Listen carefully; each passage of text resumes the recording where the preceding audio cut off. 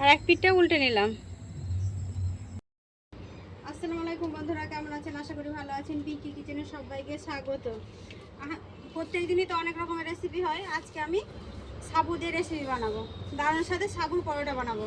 এই সাবুটা চলুন আমি রান্নাঘরে যাই। এই সাবুটা আমি আগে হালকা ভেজে নেবো। উনুনটা জেনে নিয়েছি, ওটা জেনে নিয়েছি। একটা ফ্রাই প্যান নিয়েছি, ফ্রাই প্যানটা আমি বসিয়ে দেবো উনুনে। যেহেতু এখানে সাবুটা ভাজতে হবে, ওই জন্য সাবুটা ভাজার জন্য আমি ফ্রাই প্যানটা বসিয়ে দিলাম। প্যানটা কিন্তু গরম হয়ে গেছে, আমি সাবুটা হালকা করে ভেজে নেব।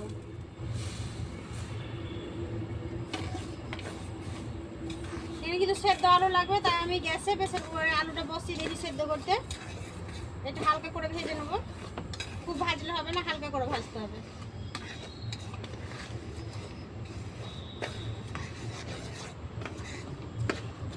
জাস্ট গরম করার মতো।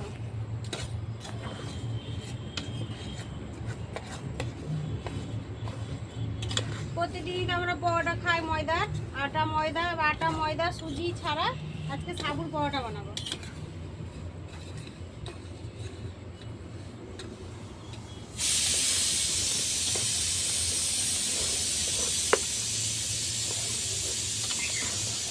দেখেন, এটা ভেজে নিয়েছি। এটা কিন্তু আমার ভাজা হয়ে গেছে, এবার নামিয়ে নেবো।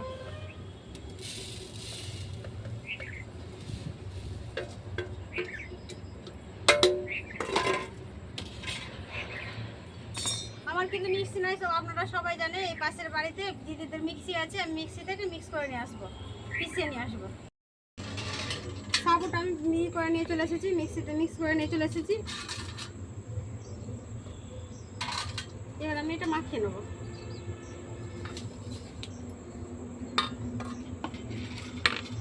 এইখানে দেবো চিলি ফ্লেক্স, সাদা নুন, অল্প পরিমাণে চিনি, আর দেবো বিট লবণ আর জিরে।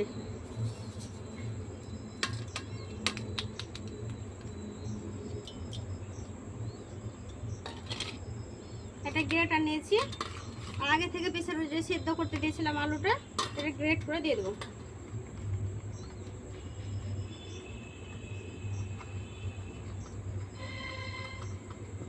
আলুটা আমি গ্রেট করে নিয়েছি।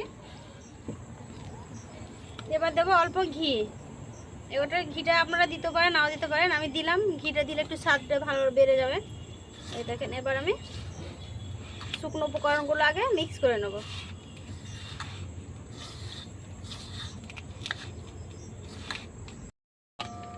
দেখেন বন্ধুরা, আলু দিয়েছি, আলুতে আমার সাবুটা কিন্তু মাখা হয়ে গেছে।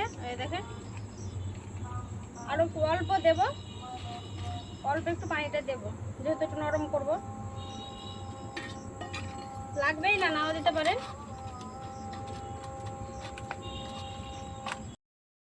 সেদ্ধ আলুতেই কিন্তু আমার আলুটা মাখা হয়ে গেল সাবুটা।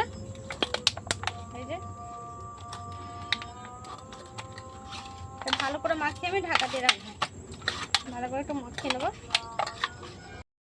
আমার পুরো আলুতেই কিন্তু মাখা হয়ে গেছে সাবুটা। আপনাদের যদি লাগে পানি দিতে পারেন, আমার লাগেনি তাই আমি দিলাম না। দেখেন, আমি মাখিয়ে নিয়েছি সাবুটা, কত সুন্দর করে ডো তৈরি করে নিয়েছি। এবার এটা ঢাকা দিয়ে 5 মিনিট রেস্টে রেখে দেবো। ফ্রাই প্যানটা গরম হয়ে গেছে, একটা দিয়ে দেবো। আর এক পিঠটা উল্টে নিলাম।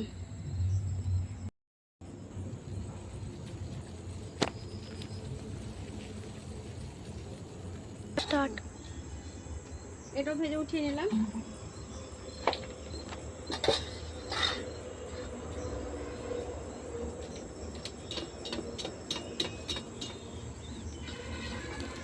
এক পিঠটা হয়ে গেছে, আরেক পিঠটা উল্টে নেবো।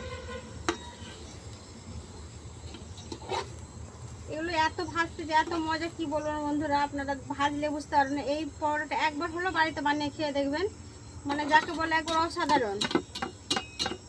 মানে খুব সুন্দর বেলা হচ্ছে, আর খুব সুন্দর বা সেঁকা হচ্ছে, বা দিতে দিতে উঠে যাবে, এত সুন্দর হচ্ছে। মানে লুচি বলুন, এই বলুন, এর থেকে এই পরোটাটা যে এত, মানে 10 মিনিটের মধ্যে আপনারা ভেজে নেবেন।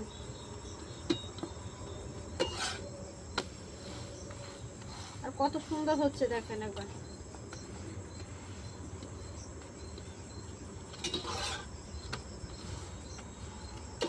সবগুলো আমি ভেজে নিয়েছি।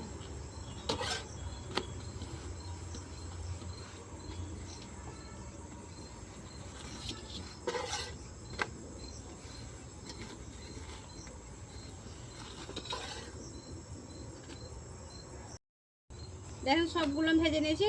কতগুলো আমার পরোটাগুলো হয়েছে দেখেন। এবার আমি খেয়ে দেখাবো কেমন হয়েছে।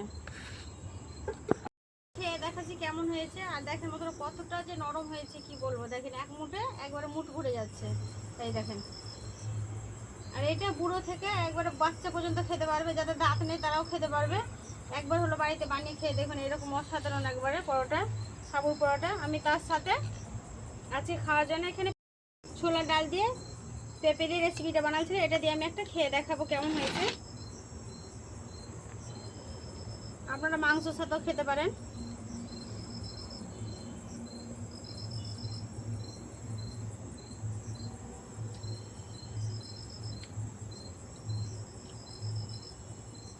অসাধারণ হয়েছে। এইভাবে একবার হলো বাড়িতে বানিয়ে খেয়ে দেখবেন। আমি বারবার বলছি একবার হলো বানিয়ে খেয়ে দেখবেন, তারপর আমাকে কমেন্ট করে জানাবেন। আর পুরো রেসিপিটা দেখলেন, যদি ভালো লাগে অবশ্যই লাইক কমেন্ট সাবস্ক্রাইব করবেন। আর সুস্থ থাকবেন, সাবধানে থাকবেন। আবারও পরবর্তী রেসিপি নিয়ে আপনাদের সামনে হাজির হব।